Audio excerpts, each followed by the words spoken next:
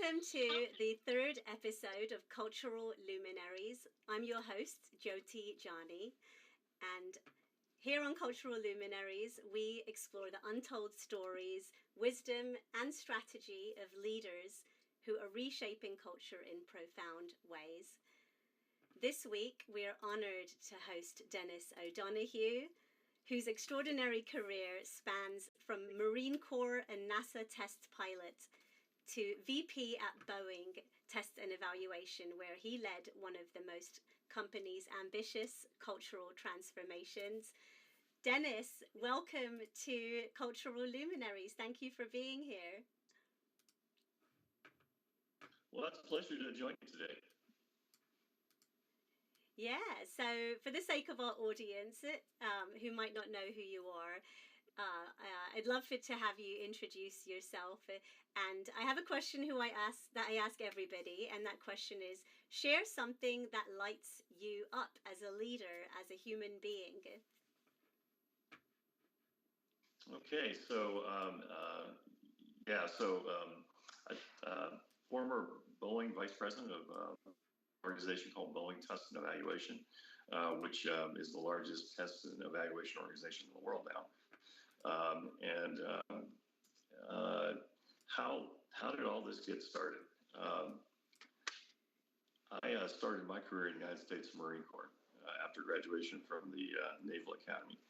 And during my training to become an officer of Marines, at the time, and this is in the 1980s, the principles being taught in the Marine Corps were best way to classify it would be centralized command, decentralized control. Centralized command, decentralized control. We were taught as small unit leaders what our decision-making authority was. And the Marine Corps, under this principle of centralized command, decentralized control, pushed decision-making down to the lowest level, to the small unit level. And small unit leaders, first and second lieutenants, knew exactly how much authority they had to make decisions.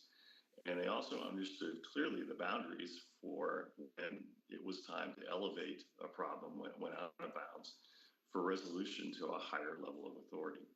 And when I compare, my experiences in the Marine Corps as a small unit leader to my time in corporate America, the Marine Corps actually was the most flexible, adaptive, creative organization I worked for, which surprises a lot of people because they tend to think of the military as this very rigid, hierarchical, top-down directed organization, and it's quite the opposite.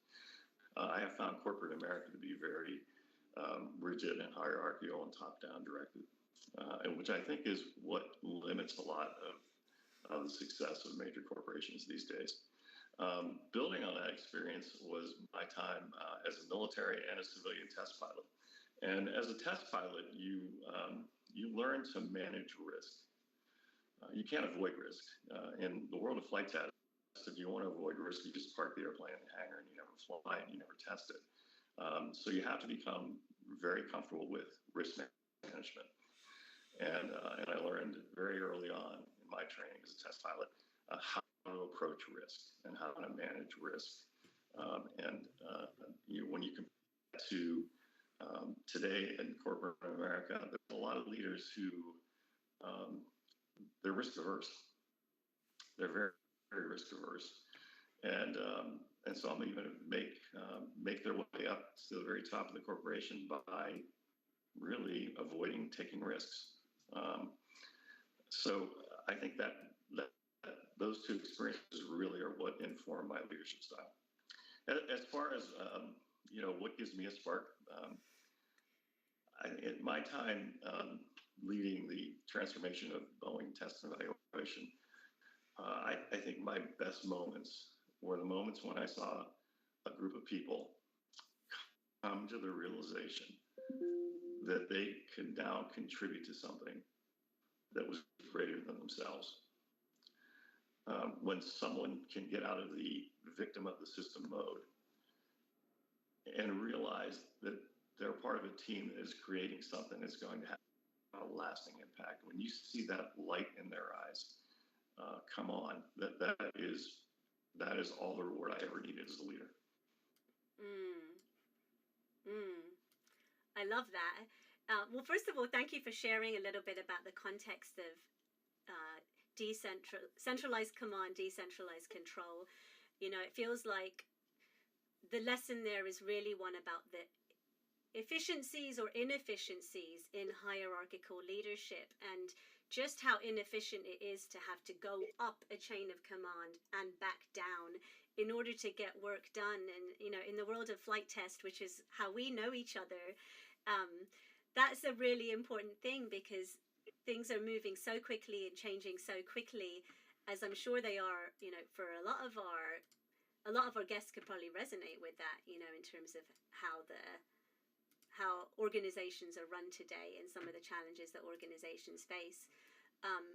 But yeah, you know, and one of the reasons I wanted to invite you on the show today, and one of the reasons I've interviewed you for my book, is that you were one of really the first leaders who I saw empowering people to own their statement of work and to not feel beholden to some higher power in order to really take ownership of what it is that they were out to do, and ultimately to get that job done. And I know that hierarchies and hierarchical power dynamics and organizational dynamics really do influence a lot of how effective people are able to be in organizations everywhere, right? Like everywhere. And we do see this kind of cultural trend towards more of this decentralized network structure, because I think a lot of people and leaders and thought leaders are realizing the importance of distributing leadership rather than centralizing it. And I'm so glad to see that that's happening, and yet there are still a lot of practical struggles people have in actually moving in that healthier direction.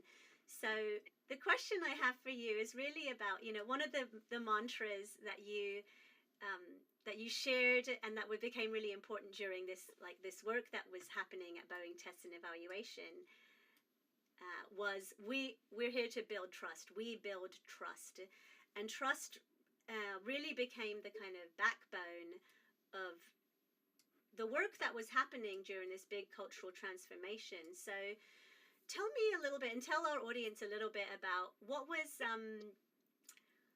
why did you really see trust as being such an important concept to hold on to as a value to kind of lean into during this big cultural transformation? Like, talk to us a little bit about what was happening at BT&E at Boeing at the time, and why trust became such an important theme for you in the organization.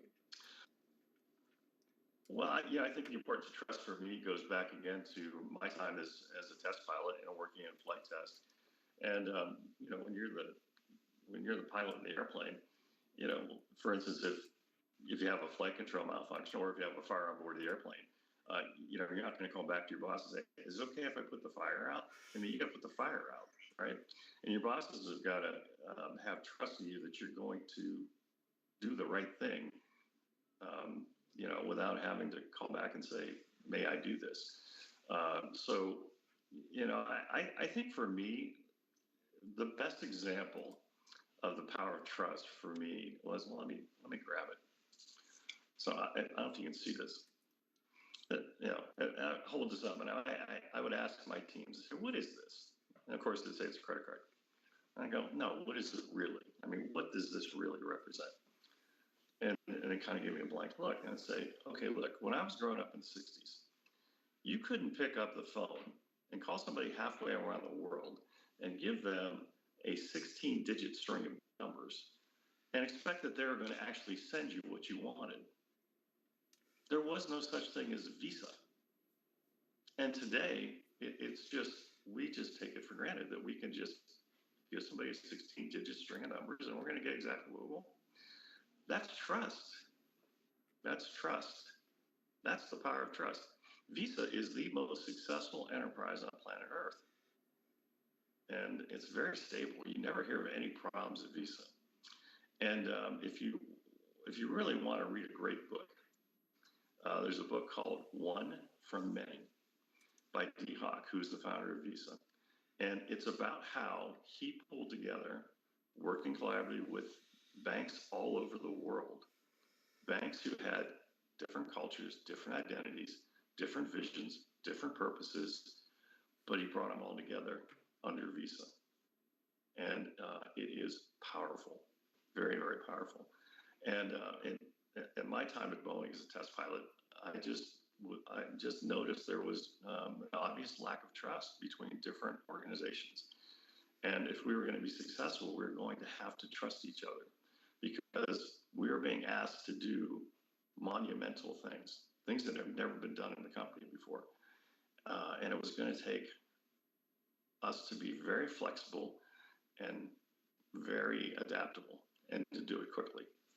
So trust was going to be essential. Yeah, no, and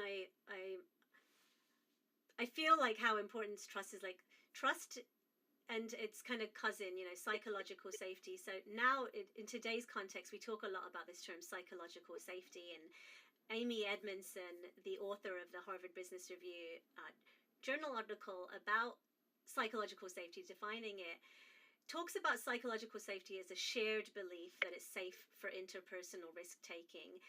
Whereas trust is something that exists perhaps just between two parties, psychological safety is something that exists kind of at the group or organizational level.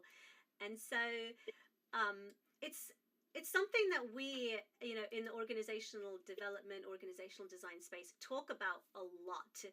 And as much as we all know it's important, it feels increasingly harder to actually cultivate, because within our broader societal context right now, it feels like there's a lot of reasons not to trust, and increasingly there's a skepticism about those in power and those who we entrust to lead us, not really being in it for the right reasons, for the collective good. Can you talk to me a little bit about, how those dynamics might have showed up for you during your time leading BT&E, and how, as somebody who's holding power, or as somebody who has perhaps less power, what actions did you take, and do you really think need to be taken, especially in today's context, to truly build trust and psychological safety, given the many challenges that exist within these power structures and power dynamics? Well, the very first thing is you have to be willing to extend trust. And I can remember having leaders in my organization who didn't trust anybody, and they didn't trust anyone until that person clearly demonstrated to them that they're worthy of that trust. Well, you're never going to build trust that way. You have to be willing to extend trust. Realize that it may not always work out, and that someone might prove to be untrustworthy, and then you have to handle that. But you're never going to build trust if you don't first extend trust. And you're right. Psychological safety is a very key piece of this. And I can remember when we were standing at BT&E, the problem we were having at Boeing was, if you looked 20 years ago at Boeing, after the merger of Boeing with McDonnell Douglas, there were other mergers and acquisitions that were going on for the next 10 years at Boeing. And Boeing was buying up companies large and small and pulling them all together. And each one of these companies, large and small, that showed up under the Boeing umbrella, under the Boeing Corporation, they each washed up on the shore with their own identity, their own culture, their own values, their own vision, their own identity of who they were and why they're important, and what they did, why what they did was important. And they didn't all trust each other, and in some cases they were competitors for decades before they joined the Boeing company. And we were tasked with taking all of those organizations across the entire Boeing enterprise and bringing them together as one consolidated laboratory and flight test organization. and it was going to be no easy task. And as in all large organizations, there are people who are vested. They're completely invested in the status quo, and they don't want to see anything change. And they weren't too wild about the idea of being part of this very large consolidated organization. They were pretty happy being independent and on their own and doing their own thing. And they were telling a lot of their junior managers, their first line and second level managers, don't cooperate with this new organization. Resist it at all costs. Don't trust them. And they were caught between a rock and a hard place. And they were feeling very vulnerable. And I pulled them all together in Seattle, and I stood up and I told them I knew where they were at. I identified with them. I knew that they were being placed in a difficult position. And I told them, I said, I personally will protect you. I will protect you. And that was important, that they knew that I knew the situation they're in, and that I sympathized, that I empathized with them, and that I was going to protect them. And then I think the second piece of that was it goes back to one of the 5 disciplines of learning organizations, and that is the discipline of systems thinking. And at the heart of systems thinking is the principle that the structure of the system drives the behavior of the system and drives the behavior of the people in the system. And too often in corporate America, when something goes wrong, the first thing that happens is there's a hunt for the guilty. And once the guilty party is found, they're publicly executed in front of the rest of the team. And, and corporate leaders are silly enough to think that that works. And it doesn't. But what we learned in our journey in applying the principles of systems thinking was it's the structure of the system, which the structure of the system includes the policies, the processes, the incentives, the reward systems. All these things are all part of the system structure that drive people to behave in certain ways. And what we learned was when someone did something and it didn't turn out well, it wasn't because they were a bad actor. It's because the system structure drove them to do it.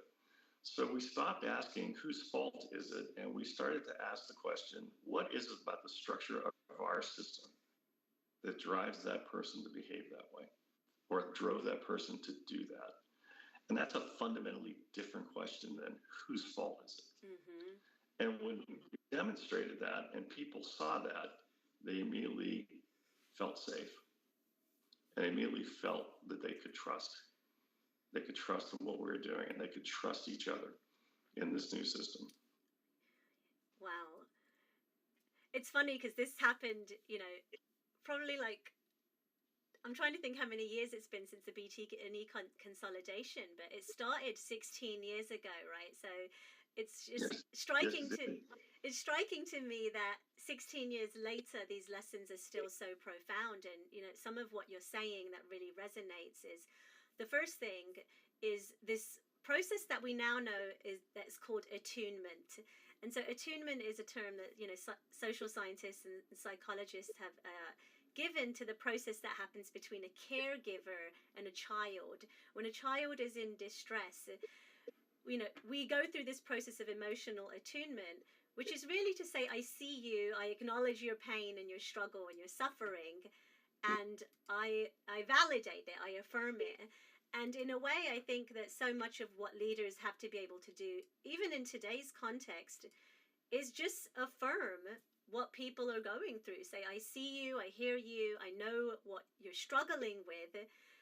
And that mere simple act of acknowledgement is so, so powerful because it immediately puts the recipient's nervous system at ease. So I love that you had the foresight and the capacity to know that was important. And then the second piece of, the structure of a system drives its behavior is also so relevant in today's context where it feels like people really want to blame people. People really want a scapegoat, somebody to blame. And we see this in organizations, we see it in politics, we see it everywhere. And what's so powerful about recognizing that it's actually the structure of a system that drives the behavior is it lets us all be united against a common enemy, a common problem, rather than making enemies of each other, because we really are all swimming in the same system and beholden to many of the same structural rules that drive behavior. So I think that there's just so much power in being able to come together, and figure out how to solve a problem together, and really get to the root of what that problem is, rather than getting into the politics of personalities, people. Yeah, that's very true, and it's interesting, and we see so many examples of this in corporate America over the years, where a company is failing, and the board comes in and fires the CEO, and goes out and gets a new CEO, and that person, he or she, is going to come in now and save the day. They're going to be the hero, and and the board gives them a very lofty compensation package, and the person comes in, and 2 years later, nothing's changed. Because it's less about the leader at the top, and it's more about the structure of the system. It doesn't matter who you put in the system, you're going to get the same behavior unless you change the elements of system structure. So, the classic definition of insanity is doing the same thing over and over and expecting different results. Yeah. If we want different results, we have to change the behavior of the system, which means we have to change the structure of the system. The opposite of that is, well, if we're perfectly happy with the business results we realize today, we don't have to change a thing, because the system is perfectly structured to give us those results. Yeah, no, I love that. And I think it's so, just like I said, so relevant. And there's so much about this story that I want our audience to know. And I write about it in my book, Creating Culture. But for the sake and benefit of those who might not be familiar, with what you were able to lead this organization through and why it was so powerful, like, you really invited working level employees to come around decision-making tables and ultimately shape their own destiny. And, at the time I was a master's student, transitioning from being an aerospace engineer into being a social scientist. And this living case study of how you were able to really get everyday people on board with this huge cultural shift is really one of the reasons I think this story is still so relevant in today's context, which is, how do you get really people involved in shaping change and being a part of that change? So yeah, for those of you who are listening in and interested in learning more, definitely stay tuned and for the book, so that you can dig into the details of that case study. The next thing I want to ask you, Dennis, so I stayed in BT&E for many years after you moved on into another division of Boeing, and you moved over, I think, into BDS, and somebody else took over from you as vice president. And I remember seeing and feeling the stark contrast between your leadership style and your successor's leadership style. And I eventually ended up going into management and had a chance to kind of see some of the budgets over time of this, really what I see in hindsight as an investment in people and culture. So when you were vice president of Boeing, Test and Evaluation, you invested in people and culture. You invested in efforts and initiatives to help people shape their destiny and shape their culture and come together. And I personally was able to live through and feel the benefits of that investment. But I clearly remember sitting around a table with other managers and leaders, looking at the numbers of this investment and hearing how divided people were on, like, whether or not this investment was worth it. And there's such a range of perspectives out there in terms of what is the business case for investing in people and culture? And we hear this even still today inside of organizations in the STEM space and beyond. What's the ROI for investing in people and culture? how do we know it's worth it? And so I want to ask you, given your perspective in this system, um, and given the various perspectives and naysayers that consistently challenge and question the value of investing in people and culture efforts, what do you think that value is, and how would you define or describe that value in the moment, over time, on the long-term health of the organization? Talk to me about this value that is delivered when you invest in people and culture. It's a loaded question. I think the best piece of advice I could give to any leader at any level of an organization today is stop looking at the numbers. Please stop looking at the numbers, or stop fixating on the numbers. For so long, corporate America has just issued numerical targets and then did everything to goad their employees to hit those targets. And if you're managing a company by the numbers is like trying to manage a baseball team by looking at nothing but the scoreboard. How limiting is that? I mean, really, how limiting is that? Focus less on managing the results of production and focus more on managing the means of production. And people are an essential part of that production system. And if you focus on the health of the system and measure the health of the system and manage the health of the system, you won't have to spend a whole lot of time managing the results because you have a healthy system that's giving you optimal performance. So focus on the health of the system more than the performance of the system, and stop looking at the numbers. And, we see extreme cases where senior leaders will set these unrealistic targets and then hold a gun to their employees' head to make them meet the numbers. And here's the thing. If you hold a gun to somebody's head to meet the numbers, they'll meet the numbers, even if they have to destroy the company to do it. Think about that. So, we made the shift as a leadership team, and we got away from just looking at results and looking at the numbers, and we managed the means, and we managed the people, and we trusted that by doing so, we trusted each other, and we trusted our employees, that our employees would do their best and work together and collaborate and give us results we could never have imagined. And oh, by the way, they did. Boeing Test and Evaluation exceeded every goal that was given to it by our leaders. Every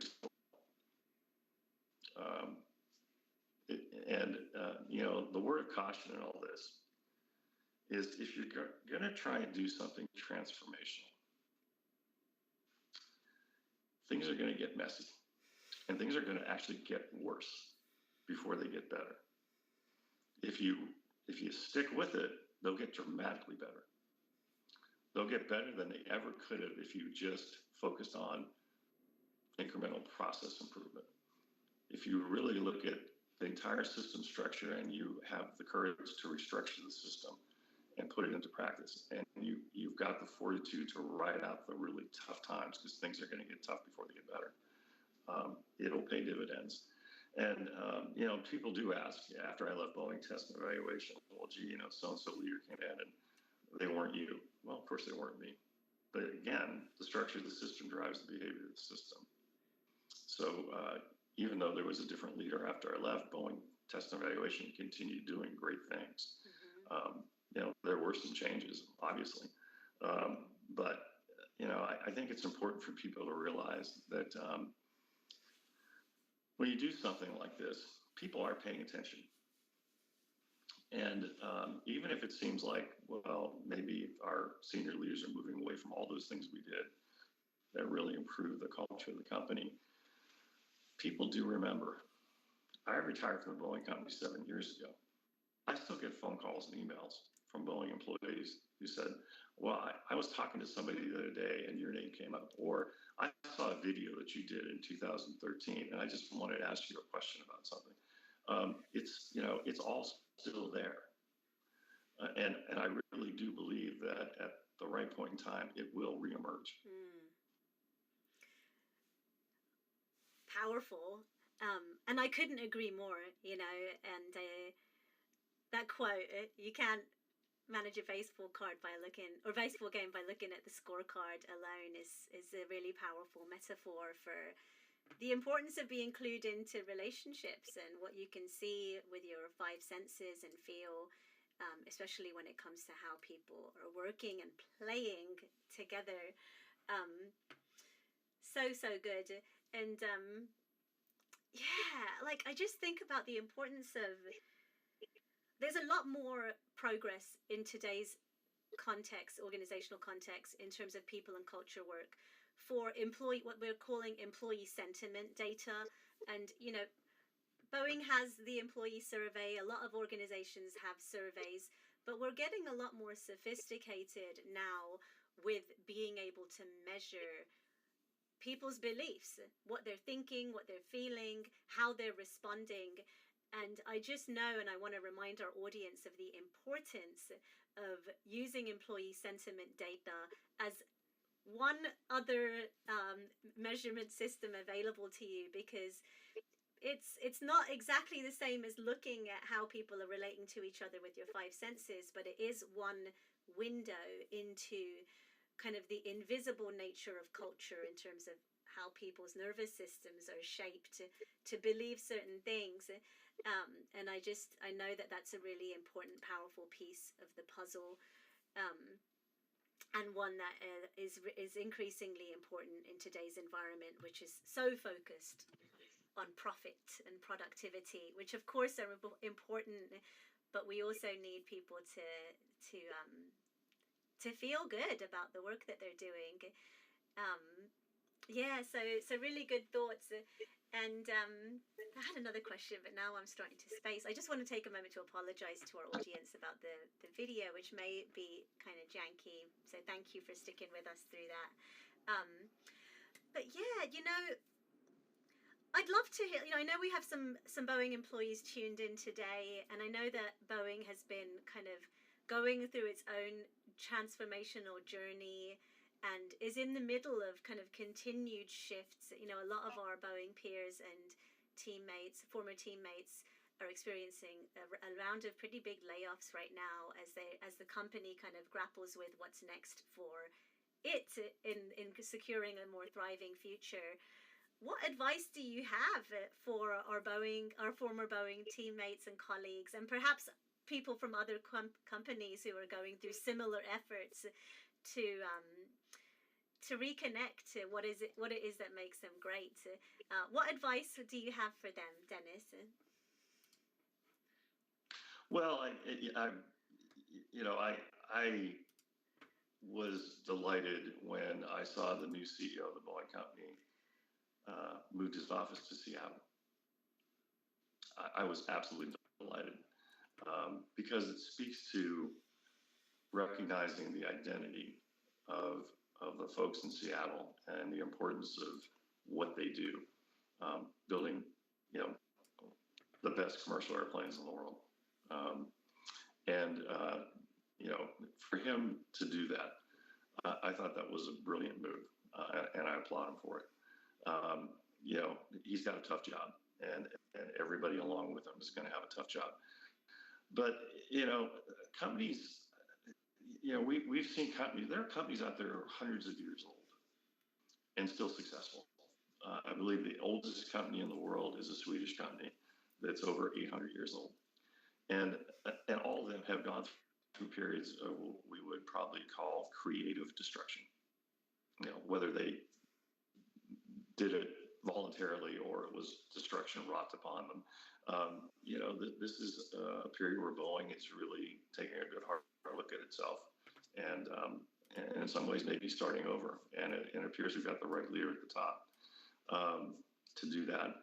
And hopefully he will empower all the people at every level of the organization, because the key to success is going to be setting the conditions for leadership to emerge at every level of the company, and that's what's going to make it successful.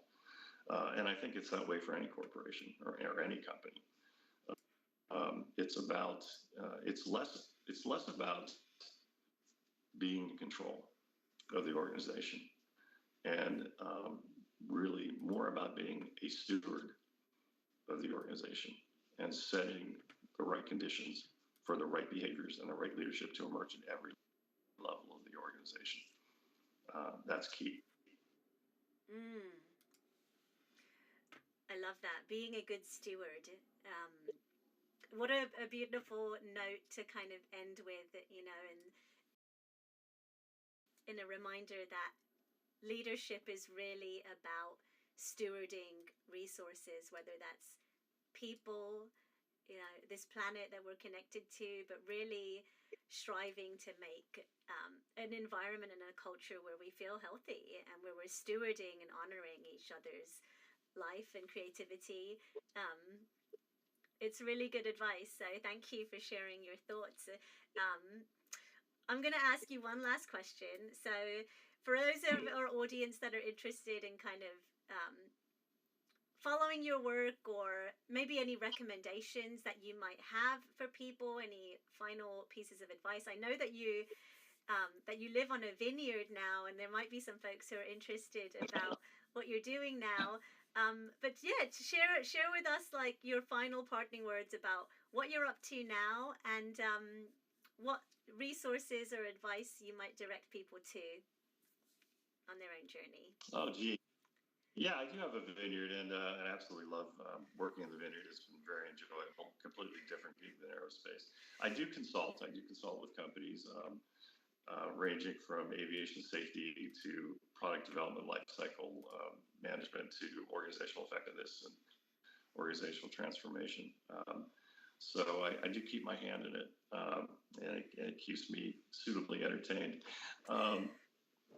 I think the best, for anybody out there who is really thinking about going on this journey of transforming their organization,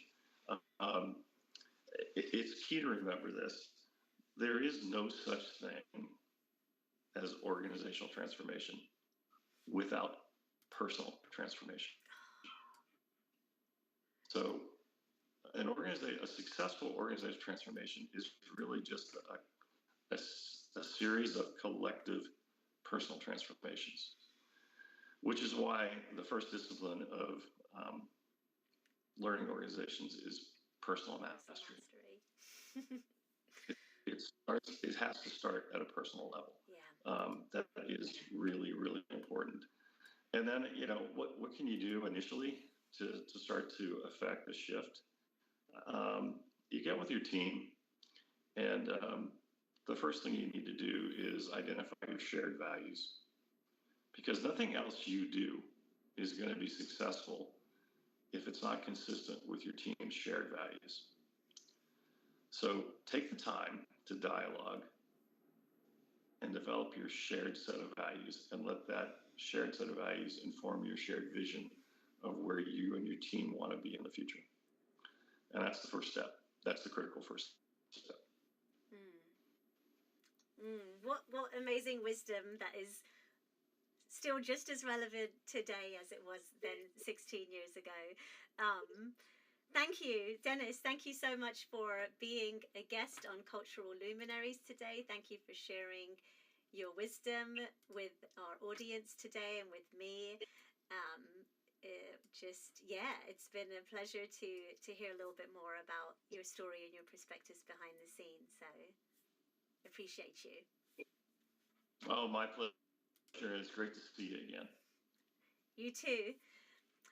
All right. Well, thank you everyone for tuning in to Cultural Luminaries episode 3. You've been listening to Dennis O'Donoghue, former Vice President of Boeing Test and Evaluation, sharing perspectives on leading change, cultural change and transformation within a large complex system. Next week, we will have a pause for Thanksgiving week, and the week after we will be back with Trisha Arcaro Turton, owner and founder of Arcaro Boxing, and an incredible community leader and an expert in the personal transformation that Dennis is alluding to. So please tune in for that 2 weeks from today. Thank you so much for being here. Have a great rest of your day.